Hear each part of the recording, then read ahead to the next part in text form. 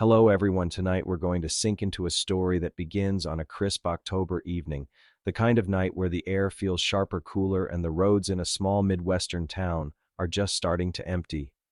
Picture yourself riding a bike down a quiet rural street, the crunch of leaves beneath your tires, the faint glow of street lamps, and the soft laughter of kids daring to stay out a little longer than they should. But then suddenly, everything shifts. A car slows down, a man steps out, and a murder mystery has occurred. So before you get comfortable, take a moment to like the video and subscribe if you really like what I'm doing here. And while you're here, let me know in the comments where you live and what you do. Maybe someone else from your city will find you in the thread, and who knows, you'll make a connection right here. Now turn off the lights, lie back on your comfy cushions, and let's get moving tonight.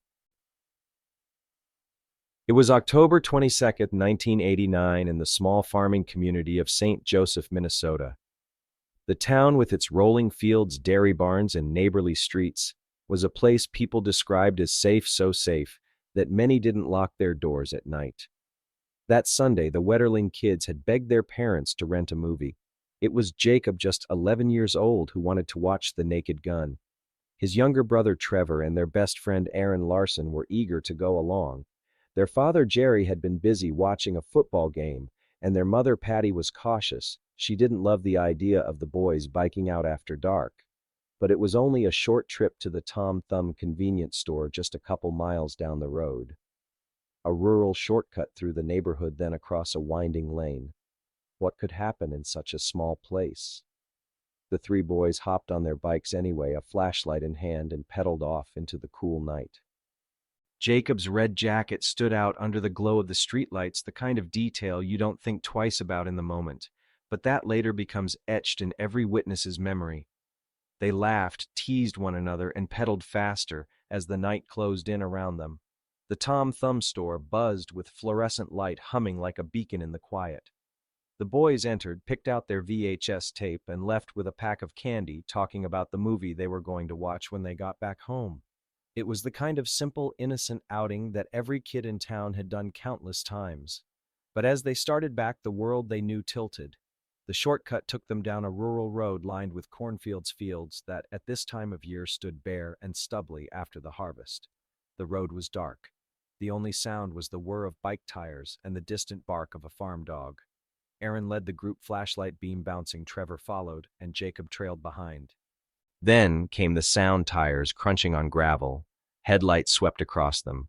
A man stepped out of the shadows. He wore a dark jacket, and his voice was commanding, sharp.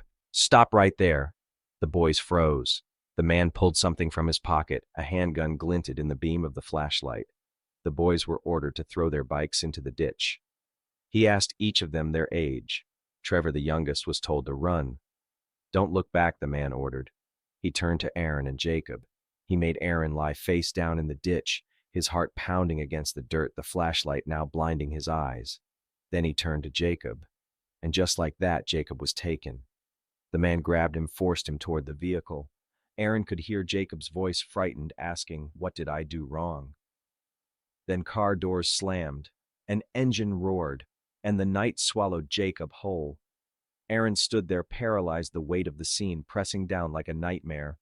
He scrambled up and ran toward Trevor, who had made it back to the Wetterling home, breathless, shouting, "Someone took Jacob.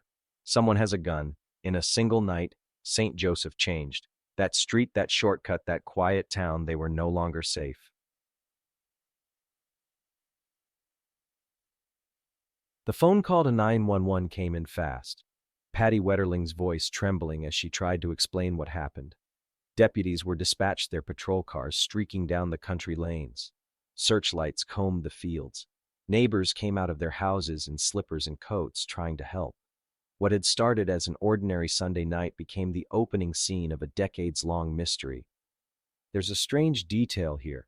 Jacob's abduction wasn't loud, it wasn't chaotic, it was precise, quick, almost practiced. Investigators and detectives are still debating whether the man had been stalking the children for days or if it was a sudden, opportunistic act. But what chills most people is the calmness of the voice, the command in the presence. He seemed to know exactly what he wanted. For Aaron and Trevor, the memory of that night burned into their minds forever. Two kids let go with their lives, forced to carry the survivor's guilt of being the ones who ran home. For Patty and Jerry, the horror of waiting not knowing began that instant. Their red-jacketed boy, their son with the wide smile, had simply vanished into the night. The search for Jacob would unfold like a storm across Minnesota. But in that first hour, the only reality was a mother pacing the kitchen floor, begging police for answers, and the sound of deputies slamming car doors as they rushed back out into the darkness. The image of three bikes abandoned in a ditch would haunt investigators for years. One small town, one country road, and a boy who never came home. And yet, even in that first moment, there was something else, a quiet unease. The eerie sense that whoever had taken Jacob hadn't come from nowhere, that he had been close watching, waiting for the exact time when the laughter of three boys would roll past the cornfields. The world outside St. Joseph had no idea yet, but the disappearance of Jacob Wetterling would soon become one of the most infamous unresolved cases in America. A missing boy, a sibling mystery, a town transformed. And the long shadow of that October night would stretch for nearly 3 decades before the truth finally clawed its way into the light.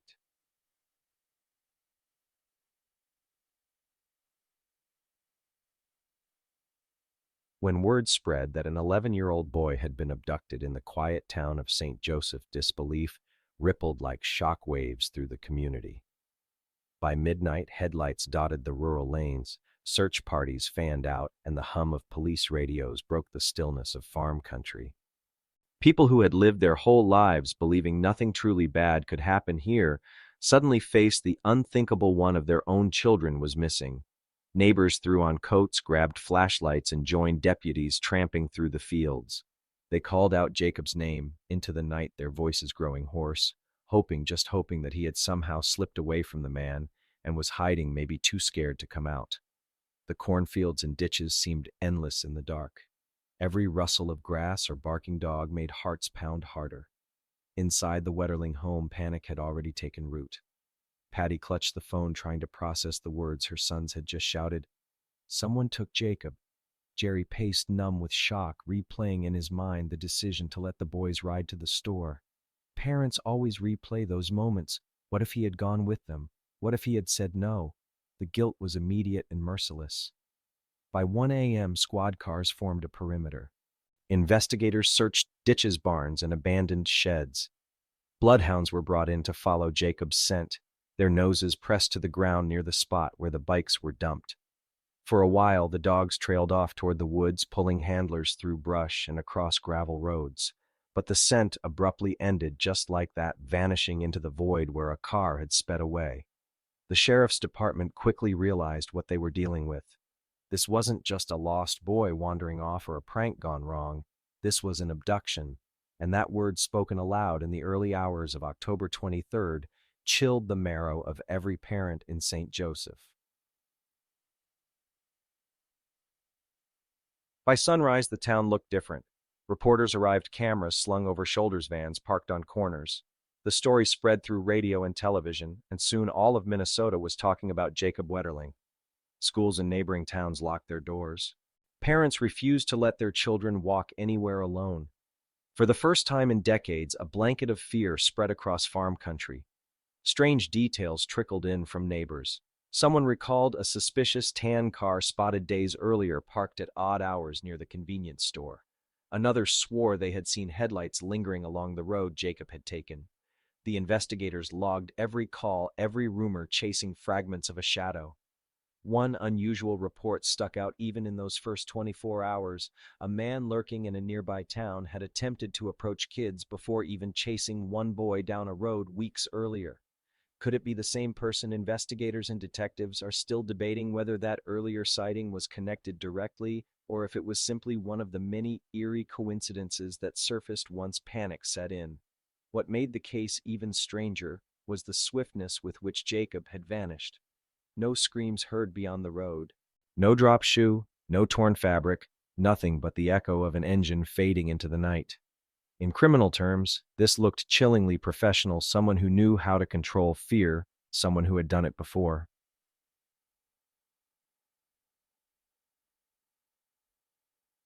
Back at the Wetterling home, the house filled with friends, relatives, and law enforcement.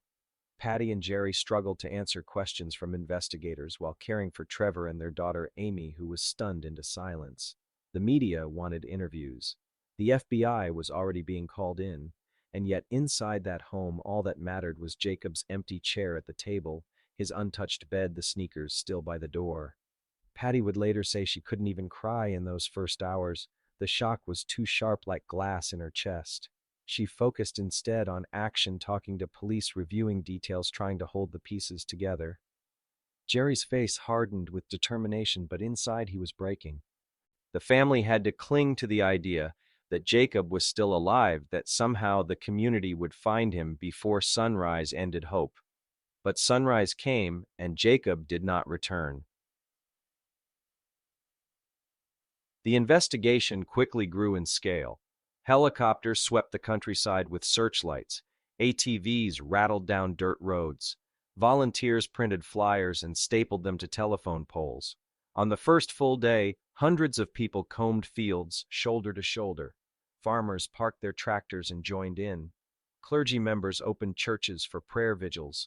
And yet, amid the frenzy, there was a gnawing dread. The longer the hours ticked by, the less likely Jacob would be found alive. Statistics whispered in the background that most child abductions by strangers ended fatally within the first 24 hours, but no one wanted to speak that thought aloud. Investigators tried to piece together the few clues they had. Aaron's description of the gun, the man's deep voice, his command to Trevor to run his deliberate choice of Jacob over the others. Why Jacob? Why not Aaron? That question would torment the survivors for decades. The small town began to fracture under the weight of suspicion. Parents whispered about neighbors. Teachers looked at unfamiliar faces in town with distrust. Every strange car was reported. Every man walking alone at night became a potential predator.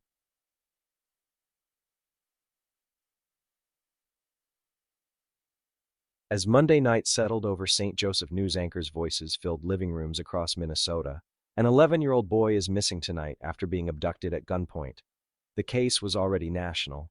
Calls poured in from across the country, tips, both sincere and bizarre. Psychics claimed visions. Truck drivers thought they had seen Jacob on highways. One woman insisted he was hidden in a cabin by the river. Investigators sifted through every tip, working with FBI profilers who flew in to guide the search. The profile suggested a white male, mid-20s to 40s, likely with a history of sexual offenses, possibly living nearby. It was a broad description, almost too broad, but it gave the case a language, a way to focus. Still, there was almost nothing to hold on to. It was as though Jacob had been plucked from the earth by a ghost.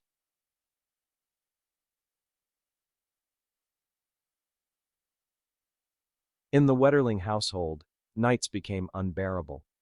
Patty sat awake, staring out the window at the driveway, waiting for headlights that never came. Jerry often walked outside, scanning the fields, as if Jacob might appear at any moment. Trevor and Aaron replayed the scene again and again, their young minds trying to process the image of their brother and friend being pulled into the dark. Survivors' guilt seeped into them. Why had the man let them go? Why not take all three? It's a strange thing how quickly a whole town can change overnight. Neighbors who once left bikes scattered on lawns now locked them inside. Kids who once roamed gravel roads until dusk now stayed indoors. The idyllic image of small-town America cracked, and through that crack spilled dread. Looking back, many say the first days of Jacob's disappearance marked the end of innocence for St. Joseph. A town that once trusted the night now feared its shadows. And in those first frantic 48 hours, while every flashlight beam and helicopter spotlight cut across the Minnesota darkness, the boy in the red jacket remained missing, and the stranger who took him remained nothing more than a shape in the dark.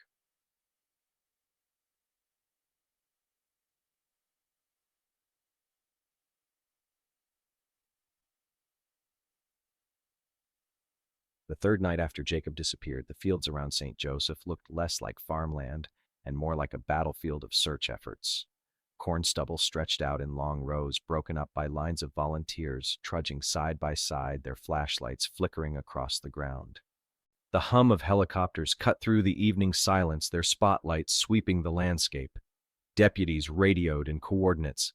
Dogs barked as handlers urged them to stay on the trail, and still there was nothing. Just the wind in the cornfields, the echo of voices calling Jacob's name, and the uneasy feeling that the boy was farther away than anyone wanted to admit.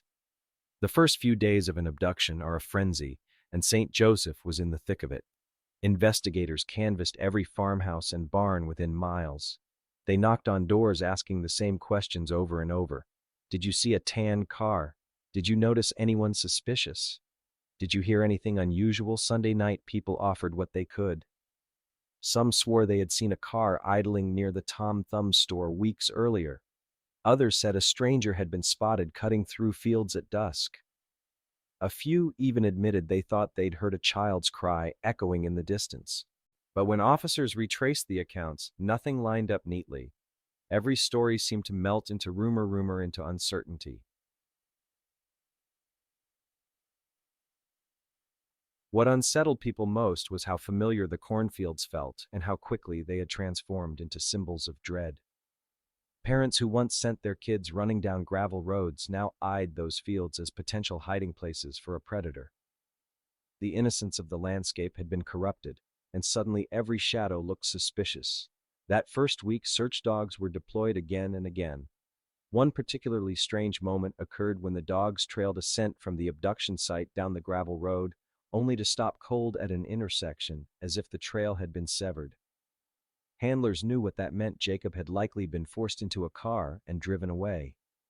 The abrupt end of a trail is as chilling as it is final. There is no continuation, no thread to pull, it simply ends. Investigators and detectives are still debating whether the dogs had in fact followed Jacob's true path, or if their noses had been thrown off by contamination from all the searchers stomping through the area. But to many it confirmed their worst fear: Jacob was gone, taken beyond the reach of his hometown.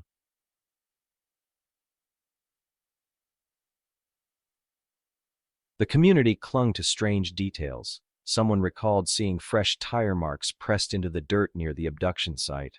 Another said they'd noticed a neighbor's dog barking furiously at the same time Jacob disappeared. There was even a farmer who thought he'd seen a pair of headlights bouncing down a dirt lane at high speed, only to vanish into the night. None of it was enough to make an arrest, but each detail added to the lore of the case, whispered about in church basements and over cups of coffee at the diner. One especially haunting memory came from Aaron Larson, Jacob's friend who had been forced into the ditch that night. In his childlike way, he described the man's voice, deep, commanding calm, in a way that made the threat of the gun even scarier. He said the man smelled faintly of cigarette smoke, though he wasn't sure. It was a tiny detail, but one that clung to Aaron's memory like a splinter. Trevor, Jacob's younger brother, barely spoke about it. He had been told to run and not look back, and he obeyed. For years he would wrestle with that order, wondering if he should have fought, if he should have stayed. Survivor's guilt is heavy for an adult, but for a child, it can be unbearable.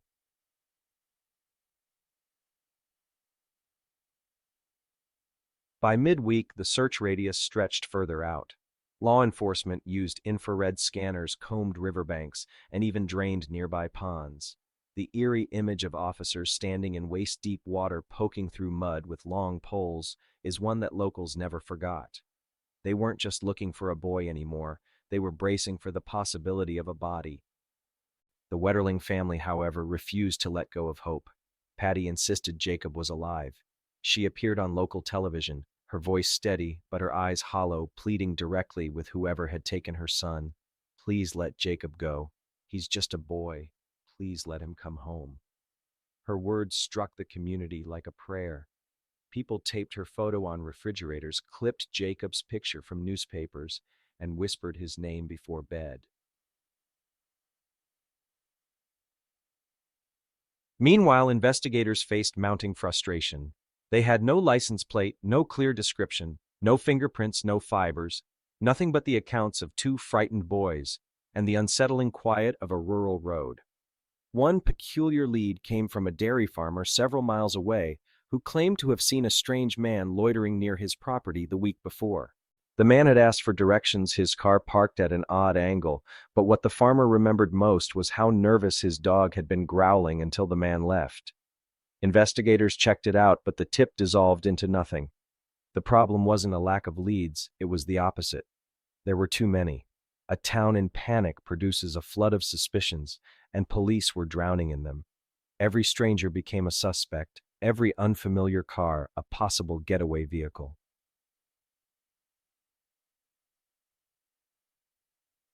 As days stretched into weeks, search parties dwindled. Helicopters flew less often. Volunteers returned to their jobs. The Wetterlings remained in the spotlight, determined not to let Jacob's name fade. But for the first time, silence began to creep into the case. The cornfields no longer buzzed with flashlights and voices. They stood empty again, cold and bare under the autumn sky. And in that silence, people began to feel dread settle into their bones. It wasn't just about Jacob anymore. It was about the fear that someone out there, maybe someone living among them, had planned this. Someone had stood in those same cornfields watching, waiting for the exact moment 3 boys would ride by. Investigators combed through registered sex offenders, men with criminal histories, drifters who had passed through. They found people worth questioning, but nothing that stuck. The working theory began to split. Was this the work of a stranger passing through who would never be seen again? Or was the abductor someone local, someone who blended into the fabric of St. Joseph, sitting quietly in church pews, nodding at neighbors while hiding a horrific secret? The debate lingers even now, decades later, about whether the investigators were too focused on the idea of an outsider and overlooked the more chilling possibility that the predator was one of their own. For the Wetterling children, the world had changed forever. Amy, Jacob's sister, became fiercely protective, unable to sleep unless her parents were nearby. Trevor withdrew, carrying the weight of that night in silence. Aaron, haunted by the image of his best friend being taken, struggled with nightmares. The cornfields were never the same. People who drove by the abduction site slowed down, looking at the ditch where the bikes were found, at the empty space that seemed to whisper Jacob's name. To this day, some locals refuse to take that road at night, as though the darkness there holds a memory that won't let go. And so the echo of Jacob's disappearance lingered in the fields, in the homes, in the hearts of everyone who lived in St. Joseph. The frantic search was over, replaced by something quieter, heavier. A mystery had been planted in the soil of that town, and it would take nearly 3 decades for the truth to finally emerge. But for now, in late 1989, the boy in the red jacket was still missing, and the shadows in the cornfields still held their secrets. In the days after Jacob vanished, the Wetterling family found themselves thrust into a role they had never expected: public figures in a national nightmare. Patty and Jerry were parents first, but suddenly they were also spokespeople, advocates, and reluctant faces of a tragedy that had captured headlines across the country. Television cameras crowded their driveway. News vans idled at the end of the cul-de-sac. Reporters stood on their lawn, eager for updates, while photographers snapped pictures of Patty carrying trays of coffee to volunteers inside the house. The Wetterlings, overwhelmed with grief, still opened their door, still spoke when asked, because they believed every word spoken might keep Jacob's name alive. On live broadcasts, Patty's voice carried a mix of trembling hope and fierce determination. "Jacob, we love you," she said into the camera, eyes red but steady. "We will never stop looking for you." Those words weren't just for her son, they were a message to the abductor, a plea to anyone who might know something. Jerry, quieter but no less determined, often stood beside her, jaw clenched. He chose his words carefully, urging the community to stay strong, to keep searching. At times his voice faltered, but his presence gave weight to the fight.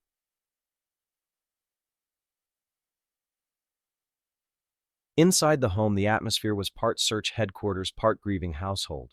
Phones rang constantly with tips, many of them useless, but each treated seriously. Volunteers pinned maps on walls marked with circles and arrows where Jacob might be. A neighbor typed up flyers while others made food, washed dishes, and watched the Wetterlings' younger children. The living room became a revolving door of investigators, reporters, and well-meaning strangers. It was chaotic, but it was also a kind of lifeline. For Patty, being surrounded by people meant she didn't have to sit alone with silence. Silence was unbearable. It meant Jacob wasn't there.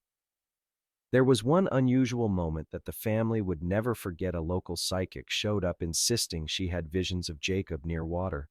She offered details about trees and rocks, about a small bridge she claimed he was under. Investigators took note but quietly dismissed it. Still in the haze of grief, Patty listened. When your child is gone, even the strangest voices sound like possible answers.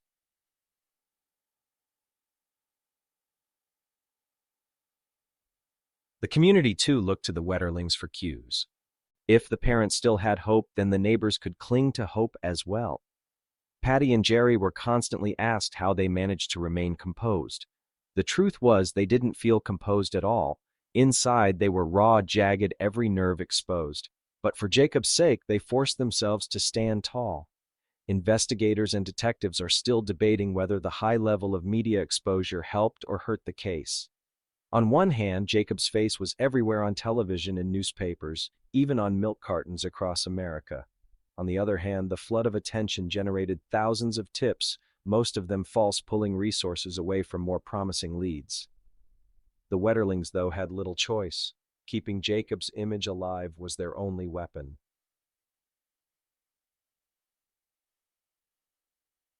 The children in the family were caught in the storm in their own way. Trevor, who had witnessed the abduction, struggled under the weight of survivor's guilt. He often avoided the cameras, shrinking into the background. Amy, younger and more sheltered, tried to process what it meant to have her brother gone, but his picture everywhere. Their home no longer felt like a refuge, it felt like a stage. Patty sometimes worried the cameras captured too much. Once during a live interview, she nearly broke down when asked what she thought Jacob might be going through. She paused, closed her eyes, and whispered, "I can't think about that. I just want him home." Viewers across the country felt the rawness of that moment.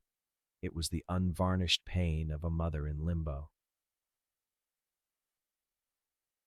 In quieter hours, when the reporters finally left for the night, the house echoed with absence.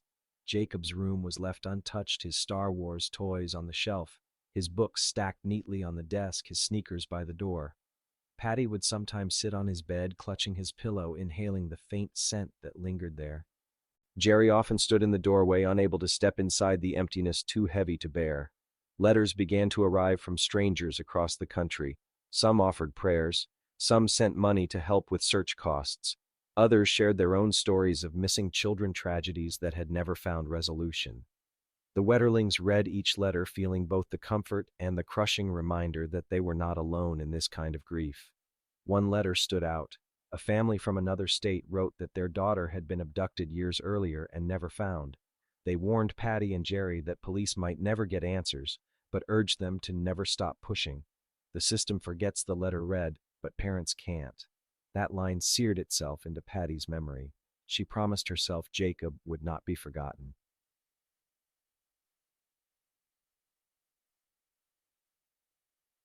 By early November, 2 weeks after Jacob's disappearance, the national media began to fade. New stories emerged, other headlines demanded attention. But the Wetterlings kept speaking. They appeared on talk shows, gave interviews to magazines, even traveled to meet with advocacy groups. Jacob's story was more than personal now, it was becoming a cause. And yet back home, the absence was unbearable. Every night, Patty and Jerry lay in bed wondering if Jacob was cold, if he was scared, if he was still alive. That not knowing was the cruelest part. Some parents of missing children say, the mind invents survival stories, your child is alive somewhere being cared for, waiting for you to find them. Others imagine the worst. Both are torture. Patty once admitted she sometimes woke in the middle of the night, certain she heard Jacob's voice calling for her. She would leap from bed, heart pounding, only to realize it was silence. Dreams became both refuge and torment. Sometimes Jacob was there, smiling, safe. Sometimes he was being pulled away, again and again, the nightmare replaying. The Wetterlings' public stance, hope, determination, advocacy was their armor, but behind closed doors the cracks showed. Jerry sometimes snapped at reporters, his frustration boiling over. Patty sometimes retreated into herself, exhausted from holding everything together. Friends described the house as filled with both movement and stillness, a paradox of chaos on the outside and emptiness at its core. There was one strange ritual that Patty started. Every night she lit a candle for Jacob and set it in the window. It was a small act, but it gave her something to do, a way to say, "We're still waiting, we're still here." Neighbors began to do the same. Soon the town of St. Joseph glowed at night with candles in windows, tiny beacons for a missing boy. The Wetterlings' willingness to speak to keep Jacob's face visible made them symbols of resilience. But they never asked for the role. They were simply a family desperate to bring their child home. And in the years to come, that determination would change not just their own story, but the way America looked at missing children. For now, though in the weeks after Jacob vanished, the family's life was reduced to waiting, pleading, speaking into cameras, and staring at an empty chair at the dinner table. Every word spoken in public was matched by a private silence, an ache that no interview could capture. And the boy they longed for was still gone, his voice now only an echo in their memories.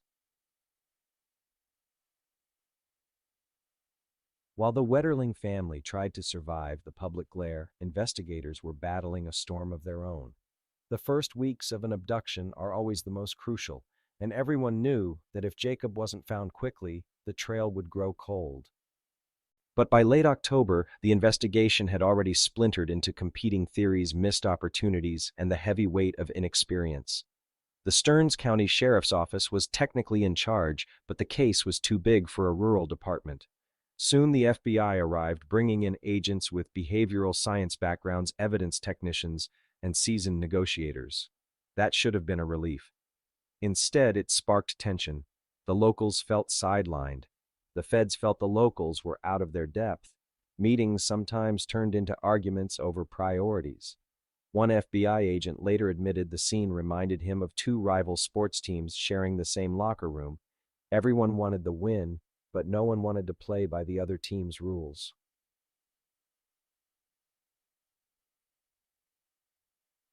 The case file quickly filled with suspects. There was the neighbor who seemed too eager to help with the search, the ex-con who had recently been spotted in town, the reclusive man on the outskirts who never answered his door. Each lead was run down, each alibi checked. Dozens of polygraph tests were administered. Some suspects failed, some passed. But no one could be definitively tied to Jacob's disappearance. One particularly strange detail stood out. A man in Painesville, just 30 miles away, had been reported lurking around children for years. He allegedly wore a mask, sometimes hiding in bushes, other times flashing a gun. Several boys had been assaulted. But at the time, investigators brushed off the connection. They believed those attacks were unrelated mischief not tied to Jacob's abduction. Looking back, it was one of the most haunting missed opportunities. Investigators and detectives are still debating whether this oversight was the fatal blow in the early investigation, if linking those assaults earlier could have prevented years of confusion. Polygraphs became a kind of ritual. In a back room of the sheriff's office, nervous men sat strapped to wires and sensors, while examiners asked them about October 22nd. "Did you abduct Jacob? Do you know where he is?" Some suspects sweated, some got angry, some laughed nervously. Results varied. The truth is, polygraphs don't hold up in court. They're more psychology than science. But at the time, they felt like progress, like doing something. Meanwhile, volunteers combed ditches, ponds, and cornfields. Divers plunged into muddy waters, dragging nets across the bottom. Each time there was a sickening moment when investigators braced themselves for what they might pull up. Each time it was nothing. Just debris, tires, cans, silence. One suspect in particular raised eyebrows, a man who lived not far from the Wetterlings, known for his odd behavior and previous run-ins with the law. He owned property with outbuildings that seemed perfect for hiding someone. Search warrants were obtained, and officers combed through his barn's sheds, even his freezer. Neighbors whispered he was the one, but the searches turned up nothing more sinister than hunting gear and beer cans. Still, the rumors clung to him. Years later, he would sue for defamation, saying the suspicion ruined his life. He was never formally charged. But in 1989, people wanted answers, and pointing fingers was easier than facing the emptiness.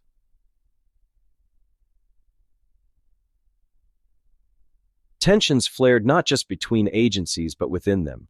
Some detectives believed Jacob had been taken by someone passing through an opportunistic crime, a stranger who vanished into the night. Others were convinced it was local someone who knew the area, someone who had been watching the Wetterling kids for weeks. The local versus stranger debate consumed meetings. Each theory carried its own weight.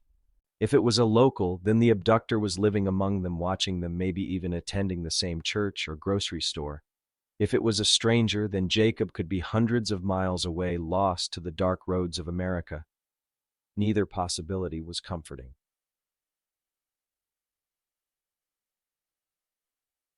Amid all this, one unusual detail kept resurfacing: the abductor's choice of words. Trevor and Aaron remembered the man speaking calmly, almost methodically. He asked their ages, made them lie in the ditch, then selected Jacob. It wasn't random chaos, it was control. FBI profilers noted that. Whoever this man was, he had rehearsed. He had a plan. That kind of behavior didn't come from nowhere. Still, even with the profiler's notes, the case remained wide open. Leads poured in by the hundreds. People claimed they saw a suspicious van. Someone said they recognized Jacob in a mall. A woman swore she'd seen him in a gas station bathroom. Investigators chased every tip. Each ended in disappointment. There was even a moment when bones were discovered in a wooded area nearby.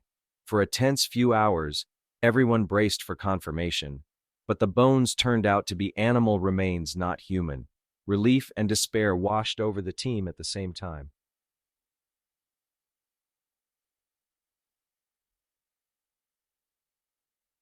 For the Wetterlings, watching the investigation stall was agonizing. They attended briefings, pressed for updates, demanded action. Patty once confronted officers directly. "If this were your child, would you be moving faster?" The room went silent. Jerry sometimes felt the investigators weren't being straight with them. He suspected there were things being withheld, possible suspects, possible sightings. In truth, the investigators were just drowning. They didn't know what to share because they didn't know what was true.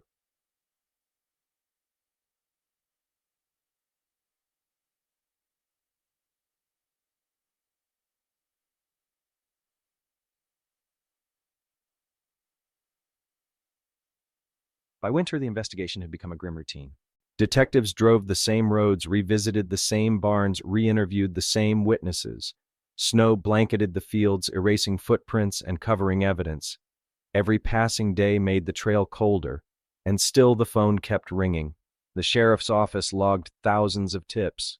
Some callers admitted they just felt something. Others described dreams they had, insisting they were visions. One man even confessed to the abduction outright, but later admitted he was drunk and lying. Investigators spent weeks verifying his story, only to discover it was nonsense.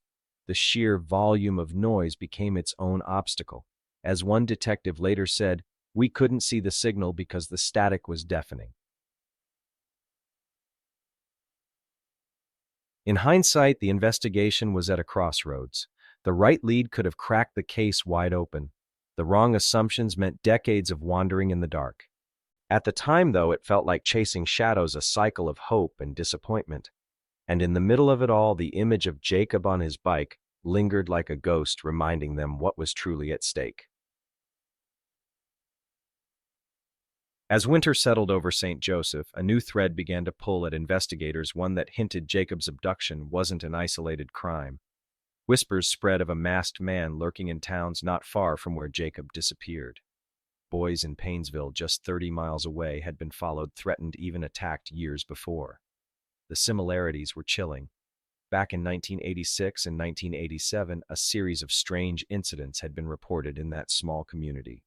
Groups of boys riding bikes late at night or walking home from the local hockey rink described a man emerging from the shadows. He wore a mask. Sometimes he carried a gun. Other times he ordered the boys to lie on the ground. His voice calm, almost rehearsed.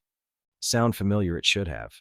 The pattern was nearly identical to what happened on October 22nd with Jacob.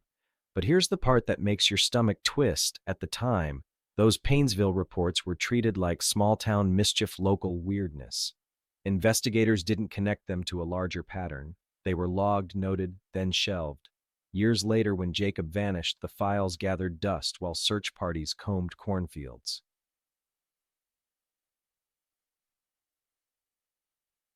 Parents in Painesville remembered warning their kids to stay in groups to keep close to the streetlights. Some boys were actually assaulted, hands-bound, pants pulled down, the stranger whispering threats before letting them go. The fear was real, but the cases were scattered, and no one seemed to put the puzzle together. One strange detail always stood out. The man seemed to know the area too well. He appeared where children would be at the exact right times. He knew the shortcuts, the back paths, the trails between neighborhoods. That kind of knowledge didn't belong to an outsider. It suggested someone local, someone embedded. Investigators and detectives are still debating whether the Painesville assaults were the clearest missed chance of all. If the dots had been connected earlier, they argue Jacob might never have been taken.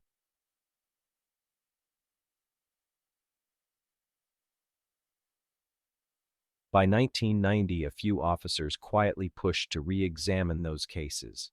They noticed the same language used, the suspect asking ages, making kids lie down, choosing one victim. The mask, the gun, the eerie composure. It wasn't sloppy, it was calculated. But bureaucracy is a heavy anchor. The FBI was focused on the Wetterling investigation. Local departments didn't have the resources to dig up 3-year-old reports, and truthfully, no one wanted to admit they might have missed the key years earlier. So the Painesville files slipped back into silence. For the families of those boys, the memories didn't fade. One man later recalled that as a teenager, he had nightmares for years after the masked man held him at gunpoint. He'd wake sweating, convinced someone was standing outside his window. When Jacob disappeared, those boys recognized the pattern immediately. They whispered to each other, "It's the same guy." And yet their voices were drowned out in the chaos of the Wetterling case. Too many tips, too many false leads, too many egos arguing over jurisdiction. The truth was hiding in plain sight, but no one wanted to stare it down. Meanwhile, the Wetterlings tried to hold on to hope. Patty began attending meetings with child safety groups, learning that predatory behavior often escalates. A man who stalks and threatens rarely stops there. He escalates until something terrible happens. That knowledge gnawed at her, though she didn't want to say it out loud. If Jacob's abductor was the same man from Painesville, then Jacob wasn't his first victim. The media rarely touched those earlier incidents. They were too messy, too local, too difficult to verify. Instead, TV specials focused on Jacob's missing face, on the grieving family, on the image of a safe town ripped open. It made sense. Viewers wanted a clear villain, not a shadowy pattern. But that silence meant fewer people connected the dots. Fewer people recognized the danger in their own backyards.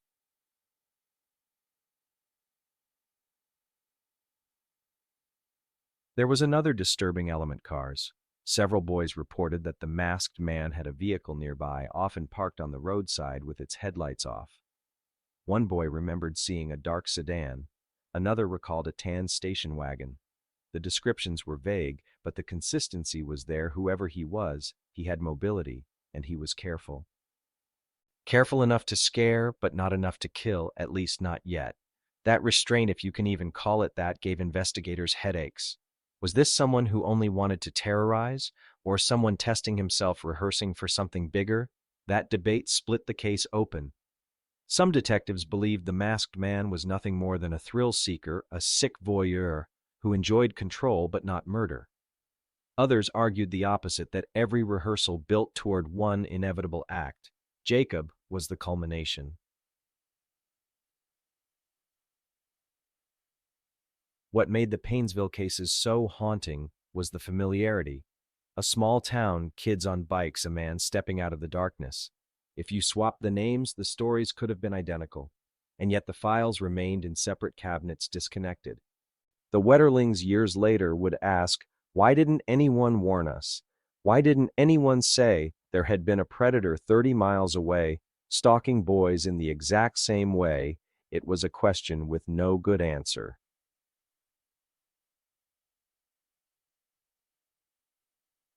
And still Jacob's trail grew colder. The cornfields froze under layers of snow. The scent dogs couldn't pick up anything new. The phone tips slowed, but the shadow of the stranger lingered, and those who had crossed paths with him never forgot. Some even said they recognized his voice years later. One boy, now grown, admitted that when Heinrich eventually confessed, the voice he described matched exactly the one in his nightmares. calm, steady, terrifyingly normal. But in the late 1980s and early 90s, that voice was just a rumor, just a ghost in Painesville, a whisper on a road at night, a shadow that authorities didn't or wouldn't follow closely enough. And Jacob remained missing, swallowed by the same darkness. By early 1990, Jacob's disappearance was no longer just Minnesota's tragedy, it had become America's. The boy with the wide smile and striped shirt was on nightly news broadcasts, his school photo plastered across newspapers in every state. Milk cartons carried his face, billboards screamed his name. Jacob Wetterling was the child the whole nation was suddenly looking for, and yet he remained unseen. The media had latched onto the story, quickly drawn by its eerie details: 3 kids biking home on a quiet road, a masked stranger stepping from the dark, one child taken, 2 left behind. It was a nightmare scenario, the kind of thing parents whispered about, but rarely imagined could actually happen. It felt cinematic, and that made it unforgettable. News anchors spoke of it with somber tones. "A small town in Minnesota is gripped by fear tonight," one declared. The image of Patty and Jerry standing together in front of their home, pleading for Jacob's safe return, was replayed again and again. Their voices became the soundtrack of the case.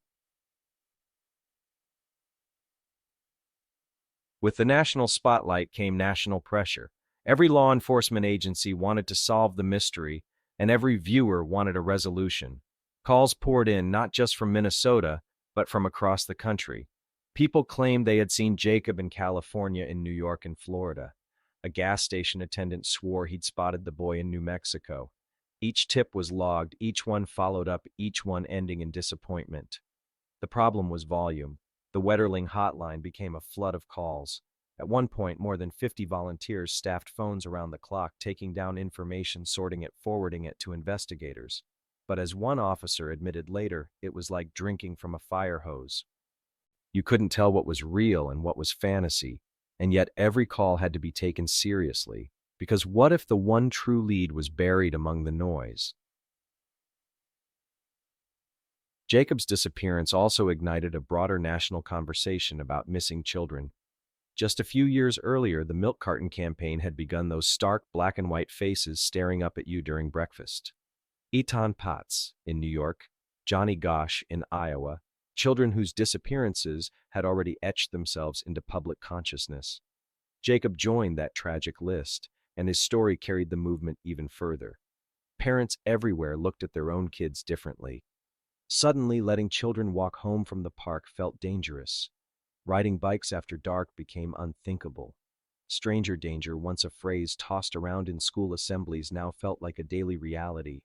Jacob's abduction had cracked the illusion of safety. One strange consequence: toy companies reported a dip in sales of bicycles in the Midwest. Parents weren't buying them as birthday presents anymore, afraid their kids would become the next headline. The ripple effects of Jacob's disappearance stretched into places no one expected. The Wetterlings themselves became national figures. They appeared on talk shows, sat for interviews, and traveled to Washington, D.C. They spoke with lawmakers about the gaps in child protection and the need for better tracking systems. Patty, in particular, became a strong, articulate voice for reform. She refused to let her son's name fade into the background noise of unsolved cases. Jerry, though less comfortable with cameras, supported her fiercely. He often said his wife had a strength he couldn't explain. Behind the scenes, of course, both parents were collapsing in private moments. But on camera, they projected determination, and that made them symbols of resilience. Viewers at home connected with them. Letters poured in, donations too. Some families even drove hundreds of miles to St. Joseph just to place flowers at the edge of the Wetterlings' driveway. The family's grief became a kind of public grief, shared across living rooms nationwide.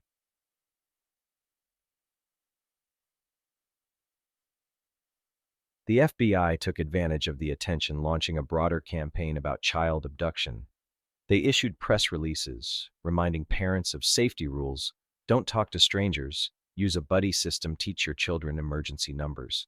Schools began holding assemblies specifically about Jacob, showing his picture, reminding students to stay alert. Investigators and detectives are still debating whether this media storm helped or hurt. On one hand, it kept Jacob's case alive, preventing it from being buried like so many others. On the other hand, it generated thousands of false leads, pulling manpower in too many directions. It was like trying to chase ghosts, one agent later reflected.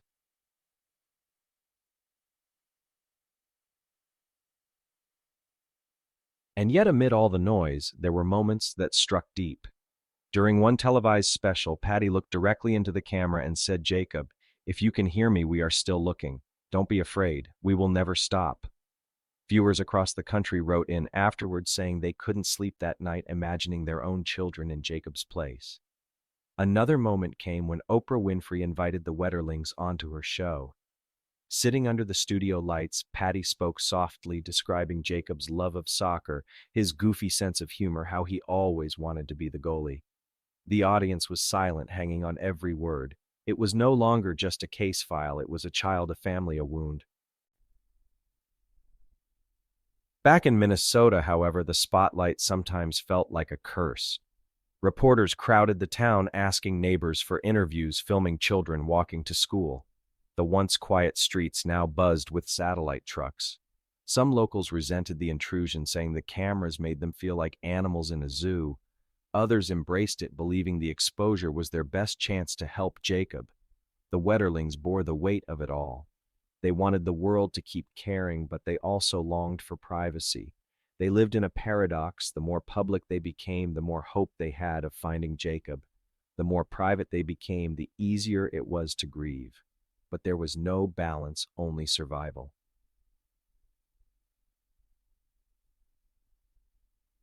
By the end of the first year, Jacob was one of the most recognized missing children in America.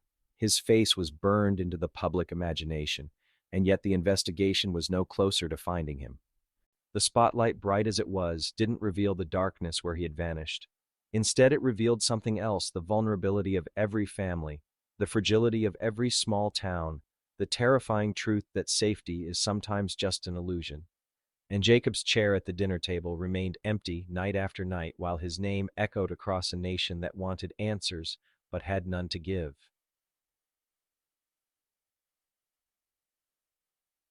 As months turned into years, the trail behind Jacob's disappearance grew colder, and what replaced hard evidence was rumor. Rumors whispered in grocery store aisles. Rumors swapped across diner counters. Rumors spread like static through late-night talk shows. Some rumors sounded plausible, others fantastical, but in the vacuum of answers, every whisper carried weight. In St. Joseph, neighbors began looking at each other differently. A man walking his dog late at night was no longer just a man, he might be the abductor. A van parked outside a house was no longer just a van, it might be the getaway car. Suspicion crept into daily life, slowly eroding the trust that small towns thrived on. One local mother admitted she started carrying pepper spray in her purse. Another said she wouldn't let her kids walk to school even in groups. A father quietly installed extra locks on his doors. Jacob's absence hung in the air, reshaping how people lived. The investigation didn't stop, but it became more scattershot. Detectives followed tips from psychics who claimed to see Jacob in visions. One psychic insisted he was trapped in a cave near water. Another said she saw him in a farmhouse basement with red doors. Search teams actually checked some of these locations, burning precious hours chasing what they knew deep down were probably lies. Still, desperation has a way of making even nonsense sound worth trying. And Patty herself admitted later that she sometimes listened, sometimes hoped. What if this is the one she thought? When your child is gone, every possibility feels like a lifeline, no matter how thin. One strange rumor even claimed Jacob had been kidnapped by a traveling carnival.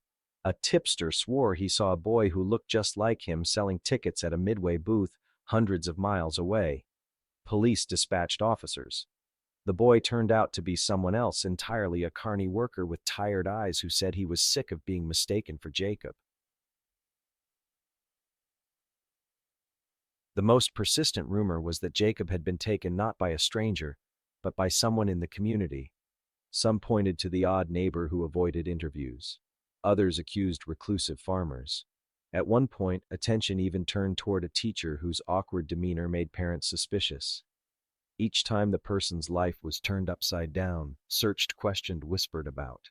And each time the accusations dissolved, leaving behind bitterness and broken trust. Investigators and detectives are still debating whether this cloud of suspicion actually derailed the case.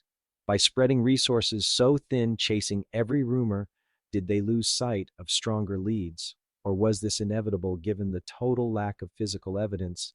The debate continues even now.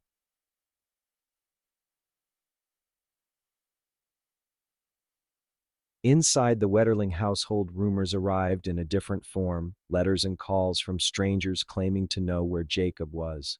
Some claimed he was alive, being held somewhere. Others wrote cruelly taunting the family with made-up stories. One anonymous caller told Patty her son had been killed and buried in a sandpit. She collapsed after hanging up, only to learn later the caller was a prankster. Not all letters were cruel. Some were simply strange. A man from Texas mailed a detailed map with circles and arrows claiming it pointed to Jacob's location. Another sent a Bible with verses underlined, promising they revealed a hidden prophecy about Jacob's fate. The family's mailbox became a shrine of grief, hope, and madness.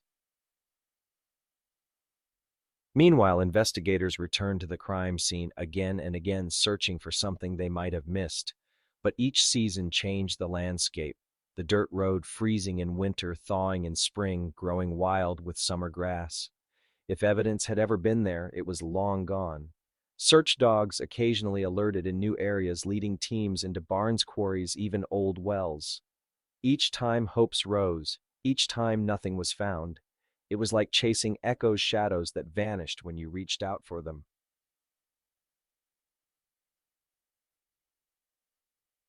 The absence of progress weighed heavily on the Wetterlings. Patty kept herself busy with advocacy work, pouring her grief into action. Jerry sometimes grew quiet, retreating into silence. Their children carried scars in ways outsiders didn't always see. Trevor, who had been there the night Jacob was taken, struggled with nightmares, replaying the scene in his mind, asking why it hadn't been him. Survivors often carry that cruel burden, the belief that they should have traded places.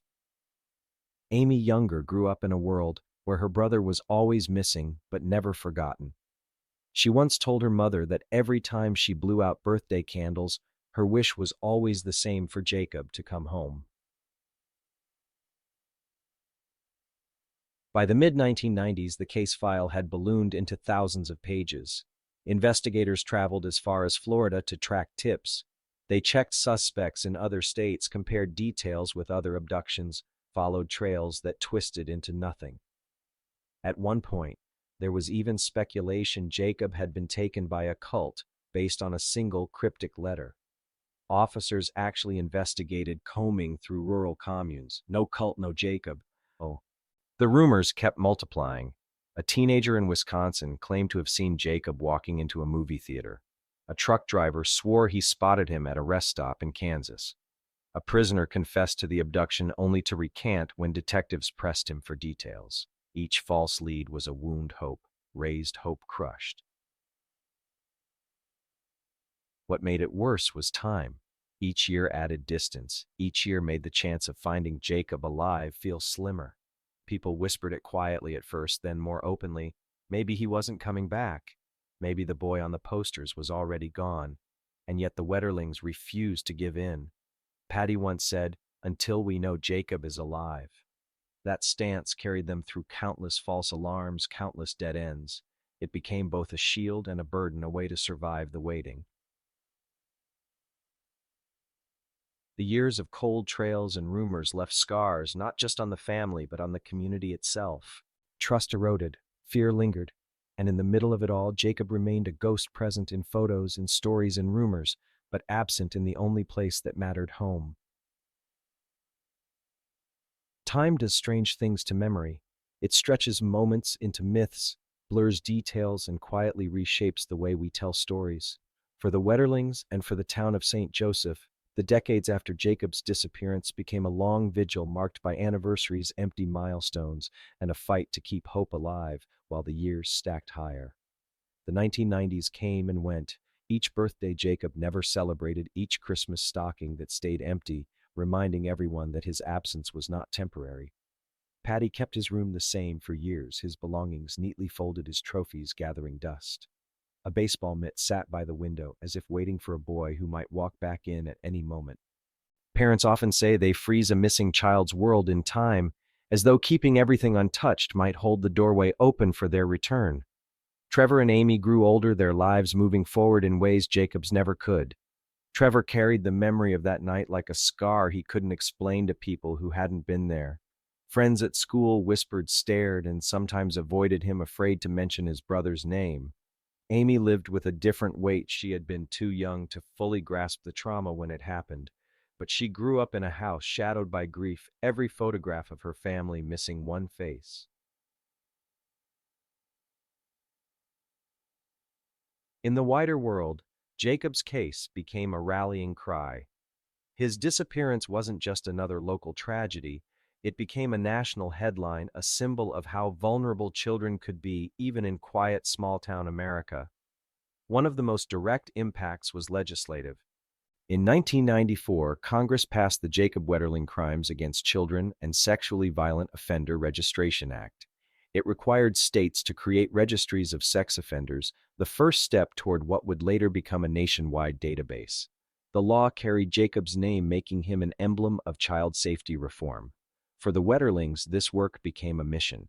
Patty and Jerry co-founded the Jacob Wetterling Resource Center, an organization dedicated to protecting children and educating families.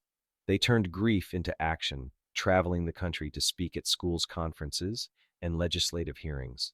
Patty, in particular, became a recognizable face, her steady voice breaking down the need for prevention, her eyes often glistening with restrained sorrow. Some people might have collapsed under the weight of that loss, but the Wetterlings chose a different path. They refused to let Jacob vanish entirely. If they couldn't save him, maybe they could save others. And yet every act of advocacy, every speech, every law passed carried a cruel reminder Jacob himself was still missing. Behind the public bravery, the family's private life was complicated. Jerry once admitted he sometimes resented the public spotlight, feeling like their grief had been turned into a national symbol without ever bringing their boy home. Patty, meanwhile, kept pushing forward, convinced that doing something was better than drowning in helplessness. Their marriage eventually strained under the weight, and though they remained united in their cause, the pain seeped into every corner of their lives. In St. Joseph, the community adapted. Life moved on, children grew up, families relocated, the seasons turned. But Jacob's presence lingered. His picture hung in post offices and grocery stores, in the library. At the annual National Night Out Against Crime, his name was spoken with solemnity. Neighbors who had searched the fields that first night remembered how the air felt, how the beams of flashlights cut through cornstalks. They carried those memories like ghost stories retold at backyard barbecues, at school reunions. Jacob had become part of the town's DNA, a reminder that even idyllic places can hold dark secrets. The case itself did not die, though it froze and thawed in cycles. Every few years, a new lead would stir hope. A tip would come and detectives would revisit old files. Suspects would be questioned again. Each time hopes rose. Each time they fell. In the mid-2000s, investigators launched a renewed push, combing through old evidence with updated forensic techniques. DNA testing had advanced since the 1980s, and they hoped some overlooked item might hold a clue. Samples were retested, but nothing matched, nothing broke open. The trail remained stubbornly cold. Investigators and detectives are still debating whether those years were wasted or necessary. Was it futile to keep circling the same ground, or was persistence the only reason the truth eventually came out? No one agrees, and perhaps they never will. Strange details continued to emerge, some of them unsettling in hindsight. Reports of a man harassing boys in Paynesville, just 20 miles away, resurfaced. These incidents, flashers, gropers, masked figures, had been dismissed at the time as isolated, relatively minor offenses. Only later did people begin to wonder, had the man who took Jacob been circling the area all along, practicing escalating? At the time, however, these threads remained disconnected. The police files ballooned with half-formed theories notes scrawled in margins, photographs of barns and fields long since cleared. Detectives retired, new ones came in, each inheriting a case that felt like a curse.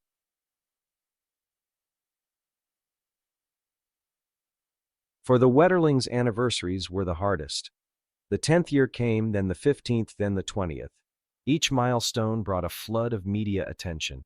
Journalists would arrive asking the same questions in slightly different words. Do you still have hope? What do you think happened to Jacob? Patty would smile softly, answer with patience, and then retreat afterward to cry in private. There were moments when the weight nearly broke her. She once confessed that sometimes she would wake up and for a few precious seconds forget, and then the memory would crash back in like a wave. That was the hardest part, remembering all over again every morning. By the 2010s, Jacob's case had taken on a mythic quality. For younger generations in Minnesota, he was almost like an urban legend, a name everyone knew even if they hadn't been alive in 1989. Schools taught about him during safety assemblies. His photograph was a fixture in missing persons campaigns. His story was told and retold until it blurred between reality and cautionary tale. And yet beneath the public symbolism, the personal story remained raw. Patty and Jerry still set a place in their hearts for Jacob. Trevor and Amy carried their grief into adulthood. The town of St. Joseph carried its wound quietly, the way small towns do, with a shrug and a silence that says, "We remember even if we don't talk about it."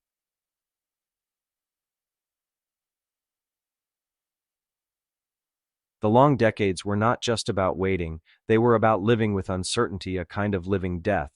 It was like holding your breath for years at a time, never sure if you'd ever exhale. And all the while, the man responsible, Daniel Heinrich, lived in plain sight.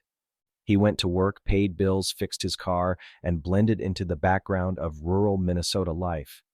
The mask of normalcy he wore fooled everyone, even as the Wetterlings searched desperately for answers. While the Wetterlings searched, spoke, and carried Jacob's name into every corner of the country, the man who had taken him managed something chilling. He disappeared in plain sight. Daniel James Heinrich was not a monster lurking in shadows, with flashing neon signs pointing toward his guilt. He was by all outward appearances ordinary. That ordinariness was his camouflage. In fact, it was the reason he remained invisible for decades. Heinrich grew up in Painesville, a small town not far from St. Joseph. People who knew him as a child described him as quiet, a little awkward, the type who didn't make waves. He liked to tinker with electronics, repair things, keep to himself. Nothing in those childhood snapshots screamed predator. And yet small, unsettling notes lingered, incidents. Neighbors whispered about behaviors that seemed off, but not alarming enough to demand intervention. By the 1980s, Heinrich was a young man drifting between jobs, construction work, maintenance gigs, laboring where he could.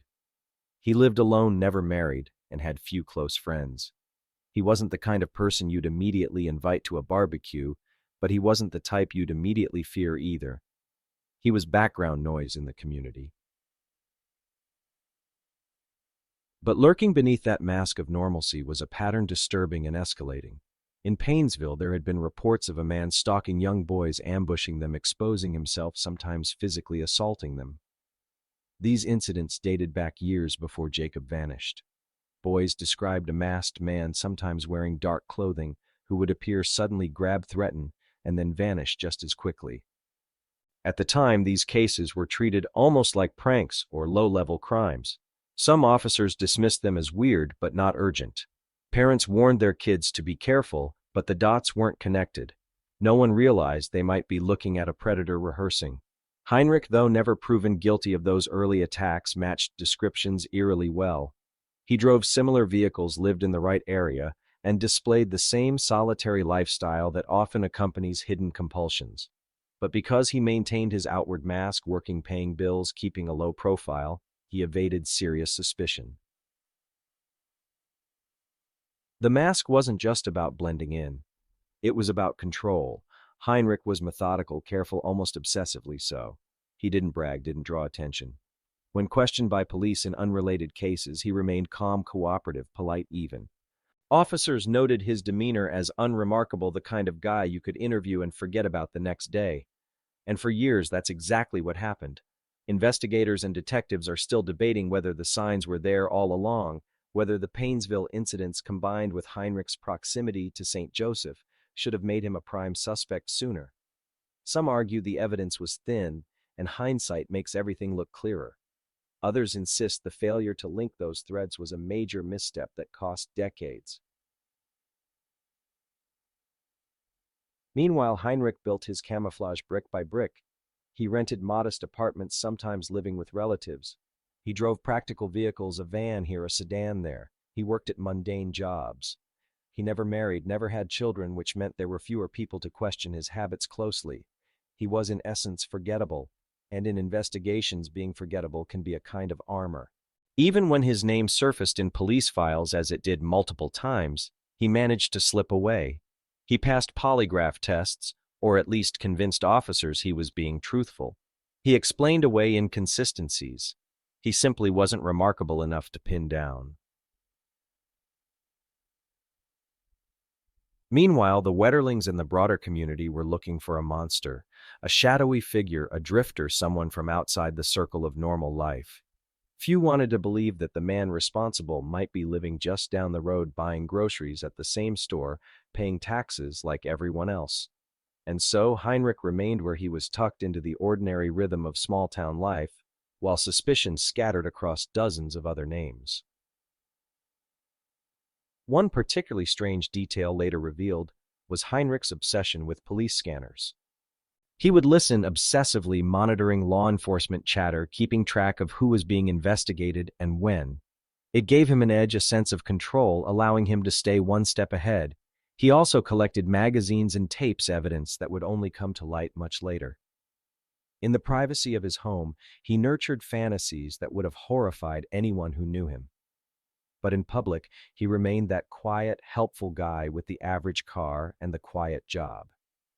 This duality, the private predator, the public neighbor, was at the heart of his mask, and for decades it worked.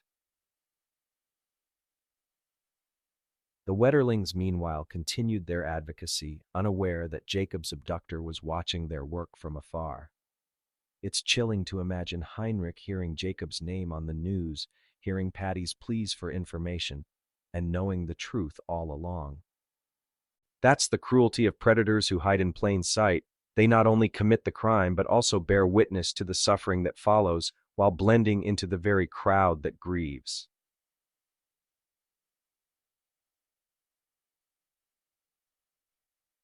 In retrospect, The Mask of Normalcy isn't just Heinrich's story. It's also a reflection of how communities struggle to see evil when it wears an ordinary face.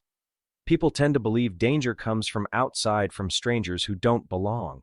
The idea that it could be the man down the road, the coworker, the neighbor, it's too unsettling, too destabilizing. So people look away, dismiss odd behavior, rationalize red flags. That's what Heinrich relied on. That's what kept him hidden. And yet cracks were always there. His odd reclusiveness, his fixation on young boys, the eerie overlap with earlier crimes, these were clues if anyone had been able to string them together. But the mask was convincing enough to blur the picture. It would take new technology, new investigators, and sheer persistence to finally pierce that mask. For decades, Heinrich remained free, unremarkable, ordinary. And behind that ordinary face lay the darkest secret in Minnesota. For 26 years, Jacob Wetterling's case existed as a haunting silence, a wound that never fully healed. But silence can crack in the most unexpected ways, and for investigators, the long-awaited breakthrough came not from a brand new tip, but from science catching up with old mistakes. It began with another crime, entirely a sexual assault, that had taken place in the Painesville area in 1989, just months before Jacob disappeared. The victim was a boy ambushed by a masked man. Back then, DNA evidence wasn't the sharp tool it is now. Samples were collected, but the technology to properly analyze them was still in its infancy. Fast forward 2 decades and DNA testing had become forensic gold. Cold case units across the country began pulling old evidence off shelves, rerunning tests, searching for matches in national databases. In the early 2010s, investigators revisited those Painesville files, and what they found would shatter the stalemate that had gripped Jacob's case for a generation.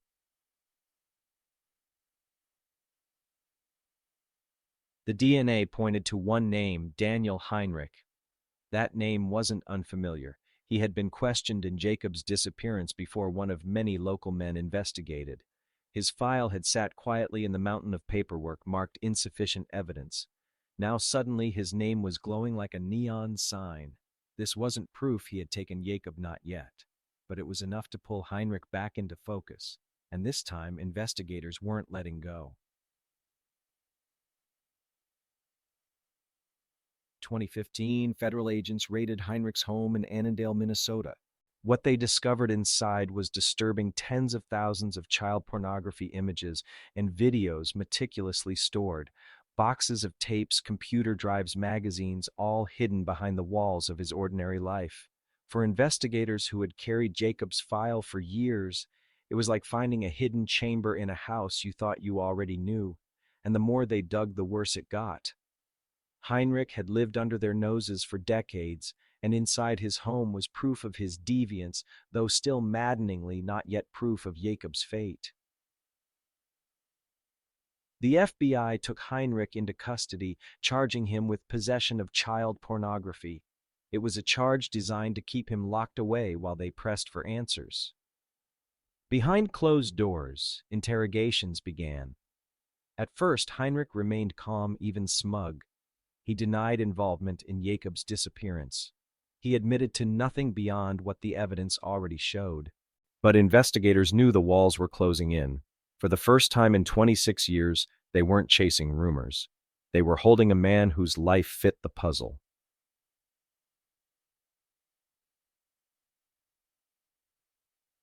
Still, the challenge remained. How do you turn suspicion into certainty? Investigators and detectives are still debating whether Heinrich would have ever confessed without a deal. Some argue that the mounting pressure would have eventually cracked him.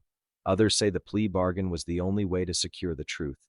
Because here was the cruel reality: Heinrich could be imprisoned for the pornography charges, but unless he admitted to Jacob's abduction, the Wetterlings would never have closure.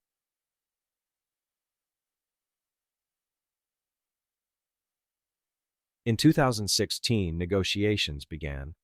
Prosecutors offered Heinrich a deal if he confessed to what happened to Jacob. If he led them to the body, they would not charge him with murder. Instead, he would serve a 20-year sentence on the pornography charges. For many, it was a bitter pill. A child killer offered leniency. But for the Wetterlings, it was the only path to finally bringing their son home. Patty later said the choice was agonizing. Justice demanded one thing, closure demanded another. In the end, they chose closure. They needed the truth, no matter how dark it was.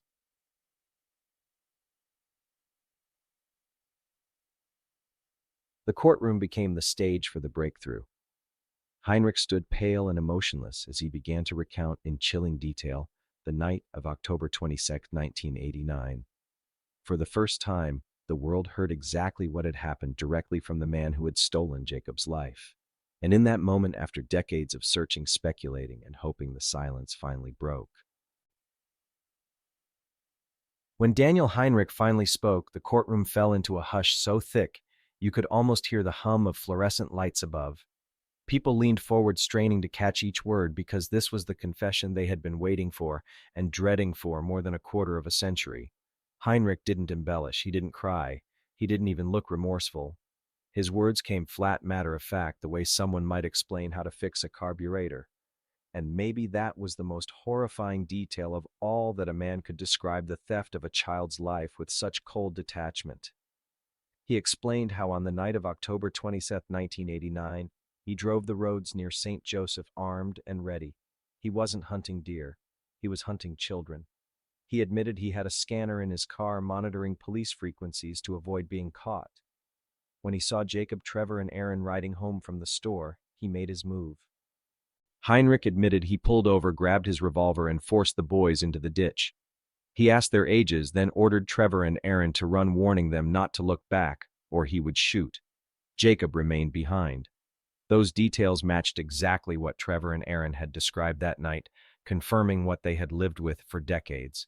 It was proof that their memories, as painful as they were, had been accurate all along.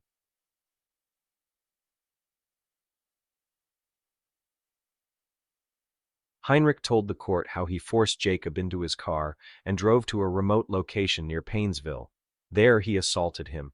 The words were clinical in the courtroom, but the meaning was devastating.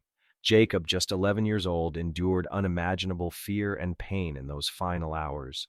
And then Heinrich admitted he panicked. He said Jacob cried out, asking to go home. Afraid that Jacob might later identify him, Heinrich pulled the trigger. A single gunshot ended the life of a boy whose face had been on milk cartons posters and the hearts of millions for nearly 3 decades. Jacob's last words were about home. That detail, so human, so heartbreaking, crushed the room. Even the most hardened law enforcement officers struggled to keep composure. After the shooting, Heinrich described how he buried Jacob in a shallow grave near a gravel pit. For years, he said, he lived with the secret. Later, when he feared discovery, he returned, dug up Jacob's remains, and reburied them in a different location. The remains, when eventually recovered, were consistent with his description. Bones, clothing, and shoes, silent proof that Jacob had never left Minnesota, never wandered far, never had a chance to grow up.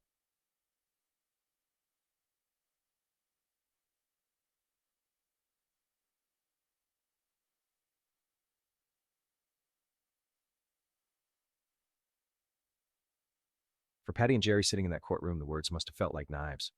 For years, they had balanced between hope and despair, refusing to let go of the idea that Jacob might still be alive somewhere. Now the truth was laid bare. It was not a movie ending, not a miraculous return. It was darkness, final and complete. Yet at the same time, there was a strange kind of relief. After so many years of not knowing, they finally had certainty. As cruel as it was still an answer.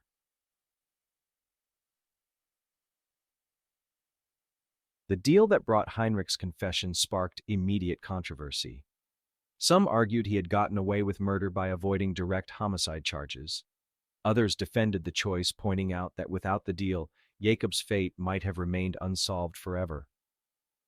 Investigators and detectives are still debating whether this was justice or compromise.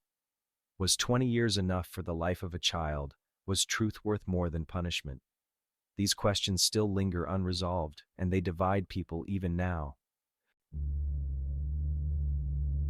But one fact remained undeniable: the mask had been torn away.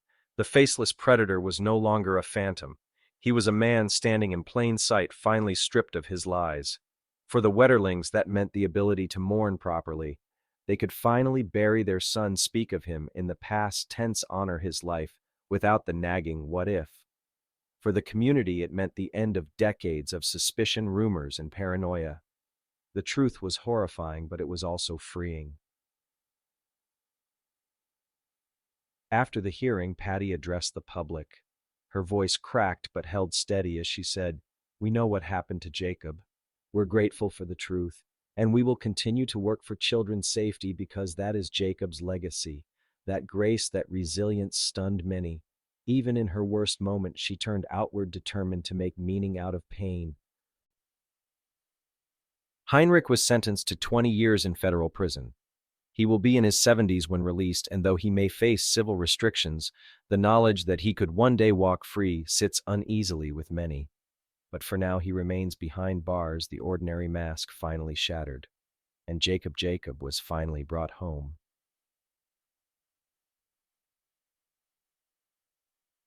The summer of 2016 carried a heaviness in Minnesota that went beyond the weather.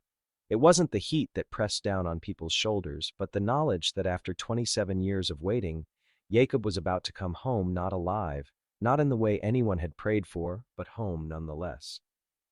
When Heinrich finally led investigators to the spot he had chosen for Jacob's second burial, the scene was almost deceptively ordinary. It was a patch of farmland near Painesville, bordered by trees, gravel crunching underfoot, birds chirping overhead. The ordinariness of it all was surreal. After decades of searching cornfields, barns, lakes, and abandoned wells, Jacob had been lying here the whole time, hidden in a plain sight, just miles from where he vanished. FBI agents, local deputies, and forensic experts worked quietly, carefully, with a reverence that turned the excavation into something close to a ritual. They sifted soil with gloved hands, brushed dirt from fragments of fabric, and cataloged every bone. A red t-shirt, a pair of sneakers, pieces of denim that had once been blue jeans. Even the smallest items, the buttons, the shoe eyelets, were treated like relics. They weren't just evidence. They were the last physical proof of a boy who had become a symbol. Word spread quickly. Before long, St. Joseph was filled with reporters, cameras, and residents standing at the edges of sidewalks in silence. Some cried openly. Others just stared, not quite believing the wait was over. For the Wetterlings, the moment was devastating and holy all at once. Patty later said that seeing Jacob's remains was unbearable, but it also gave her something she hadn't had for nearly 3 decades: certainty. She could finally say goodbye, not in the abstract, but in the physical presence of what was left of her son. Investigators and detectives are still debating whether the discovery could have happened sooner. Some argue that Heinrich's early connections to Painesville, combined with the earlier reports of massed attacks, should have drawn more attention back in the 80s and 90s. Others point out that without his confession, the grave would have been impossible to pinpoint. Either way, the debate doesn't change the fact Jacob had always been closer than anyone imagined.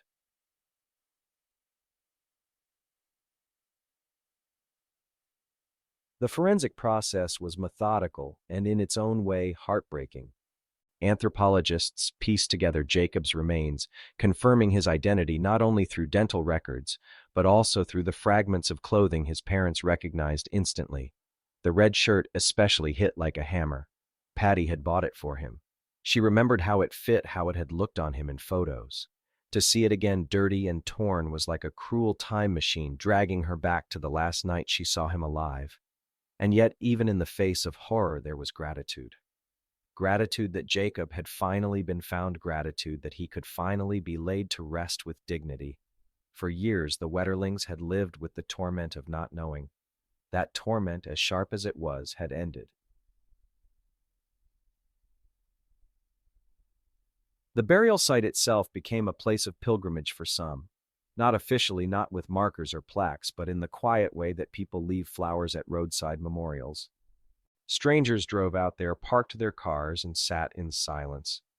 They weren't just mourning Jacob, they were mourning the years he lost, the innocence stolen, the trust fractured in their community.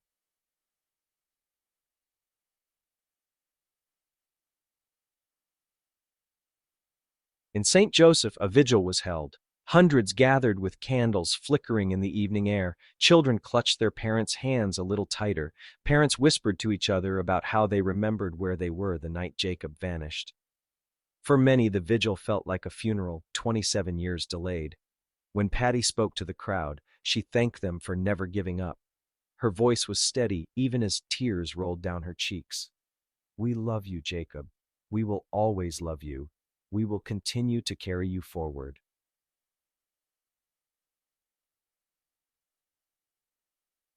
The final discovery wasn't just about bones in the ground, it was about the lifting of a shadow. For 27 years, suspicion had poisoned the community. Neighbors eyed each other warily, wondering if the abductor might be someone they knew. Now, with Heinrich's confession and Jacob's remains recovered, that poison could begin to drain. Closure is a complicated word. For the Wetterlings, there was no true closure. Nothing could give them back their son, nothing could erase the horror of his last hours. But knowing, simply knowing, was a form of peace. One of the strangest, almost haunting details of the case was that Jacob had never been far from home. For all the rumors of distant kidnappers, traveling carnivals, and cross-country sightings, he had been buried in Minnesota soil just a short drive away. The ordinariness of the location added to the tragedy. It was as if the community had been circling him all along, searching just beyond the perimeter of truth. When the excavation was complete, Jacob's remains were handed to his family. They held a private burial away from cameras where he could finally rest, surrounded by the people who loved him most. For the first time since 1989, the Wetterlings could place flowers on their son's grave, and for the first time the long vigil ended. When the truth about Jacob's final moments sank in, many wondered how a family could possibly keep moving forward. But the Wetterlings had already been moving forward for decades, long before Heinrich's name ever appeared in the headlines. What made their story remarkable wasn't only the tragedy, it was how they turned that tragedy into something larger, something that rippled across the entire country. From the earliest days after Jacob disappeared, Patty and Jerry made a deliberate choice. Instead of retreating inward, they went outward. They founded the Jacob Wetterling Resource Center, designed to provide education, prevention, and support for families facing similar nightmares. They didn't just want to find their son, they wanted to prevent the next child from disappearing. This wasn't abstract charity work. It was grassroots survival. Patty spent years traveling to schools, community centers, and law enforcement conferences, explaining how predators operated and how children could be protected. She spoke with the fierce clarity of a mother who had lived through the worst, and people listened. That advocacy eventually reshaped the law itself. In 1994, Congress passed the Jacob Wetterling Crimes Against Children and Sexually Violent Offender Registration Act. It was the first federal law requiring states to implement sex offender registries. At the time, it was groundbreaking. The assumption had always been that communities didn't need to know who lived next door. But Jacob's case proved otherwise. One legitimate historical fact: that law was the seed that later grew into Megan's Law and eventually the National Sex Offender Registry System. Jacob's name became forever linked with a major shift in how America dealt with child safety. And yet for the Wetterlings, this wasn't about legal legacy. Patty often said, "We wanted Jacob to come home. That was always our goal." The laws, those were just things that grew out of the search. The strange detail is that Jacob in life had once told his parents he wanted to be a veterinarian, maybe even travel the world helping animals. He was shy, kind, and endlessly curious. He was not the kind of boy anyone would expect to be associated with hardline federal policy, and yet because of what happened, his name became shorthand for something much bigger. Investigators and detectives are still debating whether the registry system has actually made children safer. Some experts argue that it provides transparency and gives parents peace of mind. Others say it creates a false sense of security, stigmatizes people without reducing crimes. The debate continues, but the fact remains: without Jacob, the system would not exist as we know it. Patty's role grew beyond legislation. She became a national voice, invited to panels, documentaries, and political hearings. But she never let go of her son's humanity. She reminded people constantly that Jacob wasn't just a symbol. He loved soccer. He liked to joke with his siblings. He had a sweet tooth. He was real, she would say, not just a name in a law book. Jerry, quieter but equally dedicated, worked behind the scenes. He poured his energy into supporting Patty, raising their other children, and keeping the family steady under a burden that would have broken many others. Together, they modeled resilience, not in the Hollywood sense of bouncing back, but in the grittier, truer sense of learning to live alongside grief. The Wetterlings' advocacy changed how parents spoke to their kids. Before 1989, stranger danger was a fuzzy idea. After Jacob, families had real conversations about safety code words and what to do if approached. Schools invited experts in. Communities formed neighborhood watches. It wasn't paranoia, it was awareness born from a wound that hadn't healed. In Minnesota, Jacob's name became part of the landscape. Soccer tournaments, school assemblies, charity runs, they all carried his legacy. To this day, the phrase "Jacob's Hope" appears on banners, shirts, and bumper stickers, a shorthand for the idea that no child should disappear without a trace. What makes the story even more poignant is that for years, people truly believed Jacob might be alive. That hope fueled the advocacy. It wasn't until the confession in 2016 that the full tragedy was confirmed. and yet instead of extinguishing the movement, it intensified it. The loss was complete, but so was the resolve. Patty once said that Jacob taught her how to be brave, not through what happened to him, but through who he was. He was kind, he was funny, he made people feel included. I think he would want us to make the world safer, not angrier.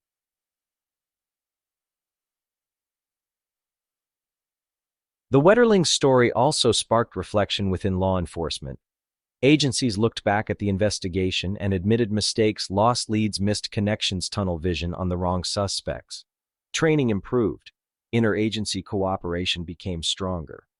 Jacob's case became a textbook lesson in what not to overlook. For families of other missing children, the Wetterlings became a beacon. They answered phone calls from strangers at 2 a.m., comforted parents who had just entered the nightmare they knew too well. They didn't pretend to have easy answers, but they knew the terrain of grief, and that mattered. Jacob's legacy then is layered. He is the boy with the shy smile who never came home. He is the symbol on a federal law that changed how the country treats sex offenders. He is the face on a candlelit vigil that taught communities the power of collective mourning. He is also the reminder, soft and bittersweet, that out of tragedy can come transformation. In the end, Jacob never got to grow up, but his story grew in his place. And that story continues to ripple outward, shaping lives far beyond the small town of St. Joseph.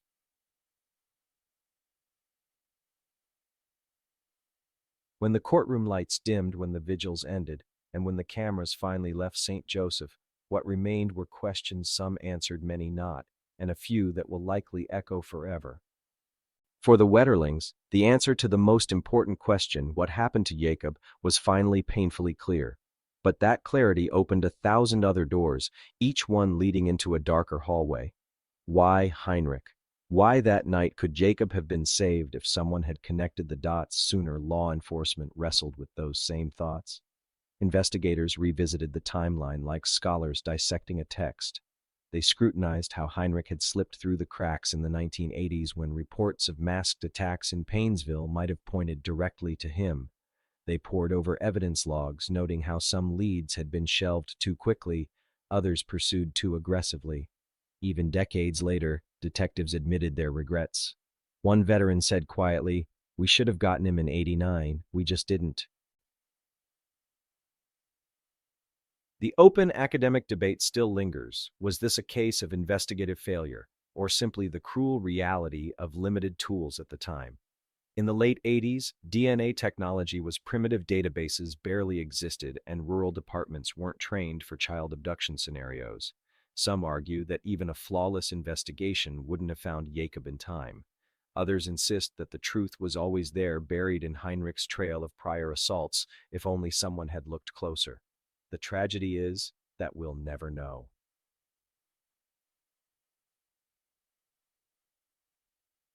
For the Wetterling siblings, the eternal questions carried a different weight.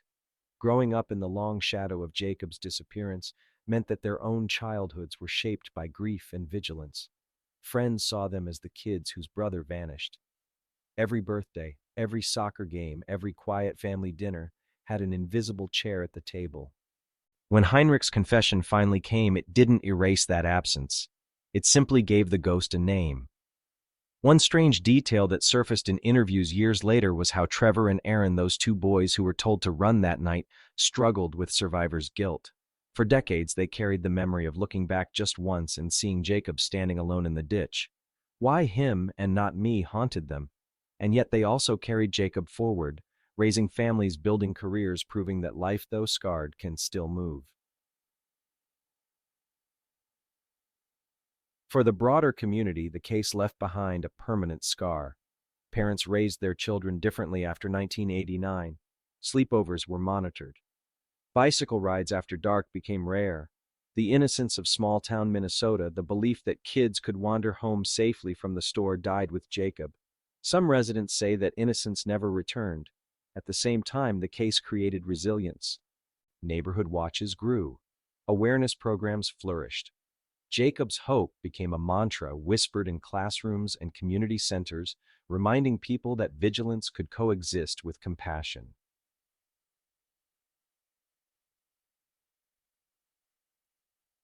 The strangest part of Jacob's story is how ordinary it was. He wasn't abducted from a big city or during a cross-country trip.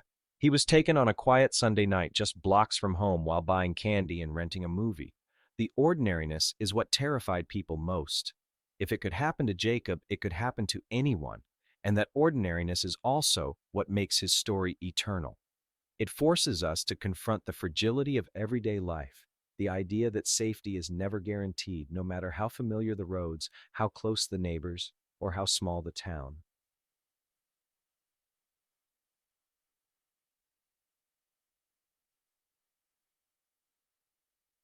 In the years since Heinrich's confession, Patty Wetterling has continued to speak publicly.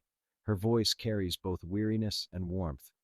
She reminds audiences that Jacob's story isn't just about loss, it's about courage, community, and the choice to fight darkness with light. She often ends her talks with Jacob's last words, "I just want to go home." For her, those words are a call to action. Home is safety, belonging, the place where every child deserves to end up at night. That's our work now, she says, to make sure every child gets home. As time passes, Jacob's name remains woven into American history.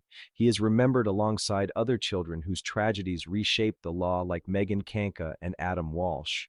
But unlike some cases that fade into the archives, Jacob's legacy endures in an almost mythic way because of the Wetterling's persistence, because of the decades of public searching, and because of the final heartbreaking truth. Heinrich will one day walk out of prison old and diminished. The Wetterlings, meanwhile, will always carry Jacob's memory forward. And the rest of us, whether we live in Minnesota or thousands of miles away, carry the lesson, vigilance, compassion, and the understanding that no story ever truly ends. And maybe that's the hardest truth. Jacob's case is closed, but the mystery isn't. The mystery is how people keep living after such a loss, how they find meaning in tragedy, how they keep loving in a world where safety can vanish in an instant. That mystery has no neat resolution. It just keeps unfolding generation after generation every time a child walks home in the dark, and a parent waits at the window praying to see a familiar figure come into view. Because of Jacob, we know to look harder, to hold tighter, and to never assume tomorrow is guaranteed.